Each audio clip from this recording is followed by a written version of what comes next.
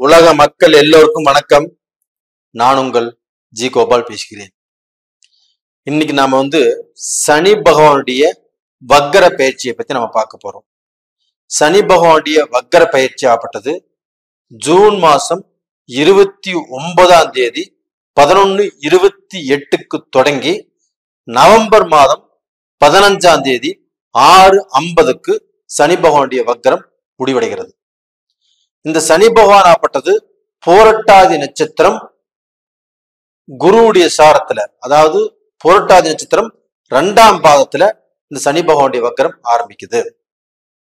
அப்ப இந்த சனி பகவானுடைய வக்கரம் ஆகப்பட்டது மிதுன ராசிக்காரங்களுக்கு எப்படி இருக்க போகிறது, இதை பத்தி தான் இந்த வீடியோல நம்ம தெளிவா பார்க்க போறோம். அப்ப மிதுன ராசி, அப்ப மிதுன ராசிக்கு அந்த சனி பகவான் ஆகப்பட்டது 11ஆம் இடத்தை 3ஆம் பார்வையாக பார்க்கிறாங்க. அது போக மிதுன ராசிக்கு 3ஆம் இடத்தை 7ஆம் பார்வையாக பார்க்கிறாங்க. அது போக 6ஆம் இடத்தை சனி பகவான் ஆப்பட்டது 10ஆம் பார்வையாக பார்க்கிறாங்க. அப்ப அந்த சனி பகவானுடைய பார்வை மிதுன ராசிக்காரங்களுக்கு எப்படி இருக்குது, அதுவும் வக்கர பார்வை எப்படி இருக்குது. அப்ப அந்த மிதுன ராசிக்கு இப்ப சனி பகவான் ஆப்பட்டது 9ஆம் இடத்துல இருக்கிறாங்க. சனி பகவான் கும்பத்துல வக்கரமாறாங்க. அந்த சனி பகவான் மிதுன ராசிக்கு 9ஆம் இடத்துல இருக்கிறாங்க. அப்ப அந்த பாக்கிய சனி ஆகப்பட்டது மிதுன ராசிக்காரங்களுக்கு இது நாள் வரைக்குமே நல்ல பாதையை காட்டியிருக்கணும், நல்ல தொழிலை அமைச்சு கொடுத்திருக்கணும், நல்ல வேலை வாங்கி கொடுத்திருக்கணும், அவங்களுடைய நிலை உயர்வதற்குண்டான வாய்ப்பை உருவாக்கி கொடுத்திருக்கணும், நல்ல குடும்பத்தை கொடுத்திருக்கணும், நல்ல திருமண பாக்கியத்தை கொடுத்திருக்கணும், நல்ல குழந்தை பேரை கொடுத்திருக்கணும். இது எல்லாமே மிதுன ராசிக்கு நடந்திருக்கணும். ஆனால் ஒரு சிலருக்கு நடந்திருக்குது, ஒரு சிலருக்கு நடக்கல. அப்ப நடக்காதவங்களாகப்பட்டது வாழ்க்கையில நான் கஷ்டம்தான் பட்டுட்டு இருக்கிறேன், கஷ்டத்தை தவிர வேற எதுவுமே என் கண்ணுக்கு தெரியல, நான் இருக்கலாமா இறந்து போயிடலாமா அப்படிங்கிற குழப்பங்கள் வந்துட்டு இருக்குது. ஏன்னா எனக்கு குடும்பம் போச்சு, எனக்கு வருமானம் போச்சு, தொழில் போச்சு, நான் பழகக்கூடிய பழக்க வழக்கத்துல எனக்கு துரோகம் பண்ணாங்க, நான் எங்க போறதுன்னே தெரியல, எதை செய்தாலும் எனக்கு ரிவர்ஸா வந்துட்டு இருக்குது இப்படின்னு ஒரு சிலர் சொல்றாங்க. இப்ப இவங்களுக்கு எப்படின்னா அவங்களுடைய ஜென்ம ஜாதகத்தை பாருங்க. உங்களுடைய ஜென்ம ஜாதகத்துல உங்களுக்கு நடக்கக்கூடிய தசா புத்திகள் தான் உங்களை உருவாக்கக்கூடியது. உங்களுடைய விதி பலனே அதில் தான் இருக்குது. அப்ப உங்களுடைய ஜென்ம ஜாதகத்துல இருக்கக்கூடிய தசா புத்தி சாதகமா பாதகமான்னு பாருங்க. கீழே 2 நம்பர் கொடுத்துருக்குறோம், அந்த 2 நம்பருக்கு கான்டாக்ட் பண்ணுங்க, வாட்ஸ்அப் பண்ணுங்க, கண்டிப்பாக அதுக்கு நான் விளக்கம் சொல்றேன். அது போக இப்ப மிதுன ராசிக்கு ஆகப்பட்டது அந்த 9ஆம் இடத்து பாக்கிய சனி என்ன செய்வார், அவர் வக்கரத்துல போயிருக்கிறாரு, என்ன பண்ணுவார் அப்படின்னா இந்த வக்கரத்தில் இருக்கக்கூடிய சனி ஆகப்பட்டது மிதுன ராசிக்காரர்களுக்கு கண்டிப்பாக கெடுதலை பண்ண மாட்டார். அதுபோக அவருடைய பார்வையாகப்பட்டது உங்களுடைய ராசிக்கு 11ஆம் இடத்தை பார்க்கிறாரு. அப்ப அந்த 11ஆம் இடத்தை லாபஸ்தானத்தை அந்த சனி வக்கர கதியிலிருந்து பார்க்கிறதுனால மிதுன ராசிக்காரருக்கு வரக்கூடிய வருமானம், அதே சமயத்துல மிதுன ராசிக்காரங்களுக்கு அந்த லாபஸ்தானத்தை அந்த சனி பகவான் பார்க்கறதுனால கண்டிப்பாக உங்களுக்கு வரக்கூடிய லாபம் தடைபடாது. அப்ப உங்களுக்கு எந்த ரூபத்திலையும் கஷ்டத்தை கொடுக்குமானா கண்டிப்பா கஷ்டத்தை கொடுக்காது. அப்ப நீங்க உங்களுடைய உழைப்புக்கு தகுந்த ஊதியம், நீங்க பார்க்க போன எப்பேற்பட்ட பிசினஸ் பண்ணாலும் அதுல கடினமாக உழைக்கக்கூடியவங்க, அப்படி உழைத்து அதன் மூலியமாக வருமானத்தை பார்க்கக்கூடியவங்க நீங்க. அப்படி பார்க்க போனா உங்களுடைய உழைப்புக்கு எந்த ரூபத்திலும் எந்த தடையும் கண்டிப்பாக வராது. அப்போ அந்த 11ஆம் இடம் லாபஸ்தானத்தை அந்த சனி பகவான் பார்க்கறதுனால உங்களுக்கு அதுல வரக்கூடிய இடையூறுகளை கண்டிப்பாக அந்த சனி வக்கர பார்வை கண்டிப்பாக தடுத்து நிறுத்தும். அப்ப தொழில பிரச்சனையை கொடுக்கறவங்க, அப்ப உங்க தொழிலை பார்த்து பொறாமப்படுறவங்க, உங்களுடைய வளர்ச்சியை பார்த்து பொறாமப்படுறவங்க, இவங்களை தனிப்பட்ட முறையில அப்படியே தூக்கி நிறுத்திடும். அது உங்க கண்ணுக்கு அழகா தெரிவாங்க.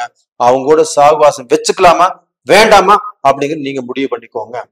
ஏன்னா உங்களுடைய வாழ்க்கையில உங்களுக்கு பார்க்க போன எதிரிகள், துரோகிகள், நண்பர்களே எதிரிகள் ஆயிட்டாங்க, சொந்த பந்தமே உங்களுக்கு எகென்ஸ்ட் ஆயிட்டாங்க. இவங்களுக்கு மத்தியில தான் வாழ்ந்துட்டு இருக்கிறீங்க. அப்போ அவங்க கிட்ட இருந்து நீங்க விலகி யார் நல்லவங்க யார் கெட்டவங்க அப்படின்னு தெரியக்கூடிய வாய்ப்பு இந்த பீரியட்ல உருவாகும்.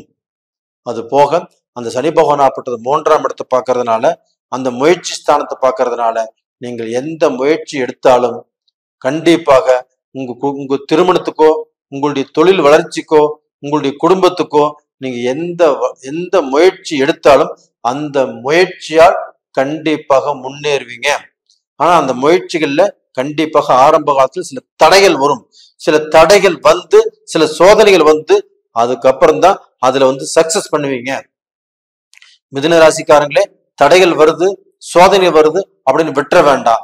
அந்த முயற்சியை தொடர்ந்து முயற்சி பண்ணினால் அதனுடைய முடிவு சக்சஸ். அப்ப மிதுன ராசிக்காரங்களாப்பட்டது தெளிவாக இருந்து முயற்சி பண்ணுங்க, கண்டிப்பாக நல்லது நடக்கும்.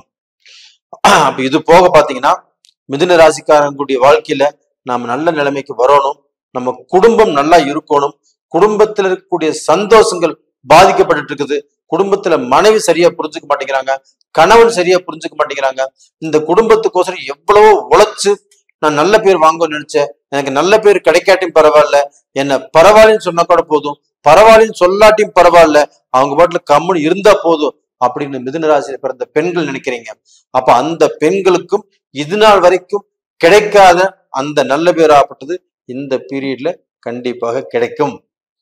அதே சமயத்துல ஆண்களும் அந்த பெண்களோடு ஒத்து போகக்கூடிய அளவுக்கு கண்டிப்பாக அவங்களுடைய மனநிலையை புரிஞ்சு அவங்களுக்கு சந்தோஷத்தை கொடுக்கக்கூடிய சூழ்நிலைங்கிறது இப்ப உருவாகக்கூடிய காலகட்டம். அதே சமயத்துல பாத்தீங்கன்னா உங்களுடைய ராசிக்கு அந்த 6ஆம் இடத்தையும் பார்க்கறதுனால அந்த 6ஆம் இடம் என்பது சத்துருக்கள், எதிரிகள், நோய்கள். அப்போ வந்து உங்களுக்கு இருக்கக்கூடிய அந்த தடைகள், அந்த எதிரிகளால வரக்கூடிய தடைகள், துரோகிகள், இவங்க வந்து பார்க்க போனா உங்களுக்கு வந்து வழி விட்டுருவாங்க. அது போக உங்களுக்கு வந்து கடன், இதற்கு முன்னாடி கடனை இருந்தாலும் அந்த கடனை அடைப்பதற்கு வழி பிறக்கும். அந்த கடனை கண்டிப்பா நீங்க அடைச்சே தீர்வீங்க. அப்ப அந்த கடன்ல இருந்து தப்பிப்பதற்குண்டான வாய்ப்புகள் இப்ப வந்தாச்சு. அப்ப நீங்க ஒரு இடத்துல பேச்சு கொடுத்துருப்பீங்க, நான் இந்த மாசத்துல பணம் கொடுக்குறேன்னு சொல்லி, இதற்கு முன்னாடி அது மாதிரி பேச்சு கொடுக்க முடியாம இருக்கும். ஆனா இந்த டயத்துல நீங்க பேச்சு கொடுத்தாலும் கண்டிப்பாக அந்த பேச்சுங்கிறது சக்சஸ் பண்ணுவீங்க, அதை நீங்க நிறைவேற்றுங்க அப்படின்ட்டாங்க. அதே சமயத்துல அந்த குருவுடைய பார்வை உங்களுடைய ராசிக்கு 4ஆம் இடத்துல இருக்கிறதுனாலையும் அந்த சனியுடைய பார்வை 6ஆம் இடத்துல இருக்கிறதுனாலையும் உங்களுக்கு எதிரிகள் தடை விலகி, அதே சமயத்துல வந்து நீங்க பட்ட கடனை அடைக்கக்கூடிய அளவுக்கு வாய்ப்புகள் வந்து உங்களுக்கு மருத்துவ ரீதியாக இருக்கக்கூடிய பிரச்சனைகளுக்கு தீர்வு கிடைச்சு நல்ல நிலைமைக்கு வருவீங்க. அதே சமயத்துல அந்த 4ஆம் இடம் சுகஸ்தானத்தை அந்த குரு பகவான் பார்க்கறதுனால உங்களுக்கு உடல் ரீதியாக இருக்கக்கூடிய பிரச்சனைகள், மருத்துவ ரீதியாக இருக்கக்கூடிய பிரச்சனைகள், அந்த பிரச்சனைகளுக்கு ஒரு தீர்வு கிடைக்கும்.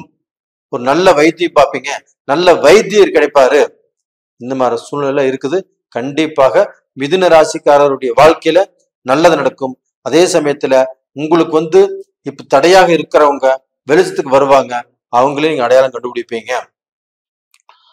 அப்ப டோட்டலா பாத்தீங்கன்னா உங்க வாழ்க்கையில எது நல்லது, எது கெட்டது, எது வேணும், எது வேண்டான்னு முடிவு பண்ணக்கூடிய ஒரு அருமையான காலகட்டம்.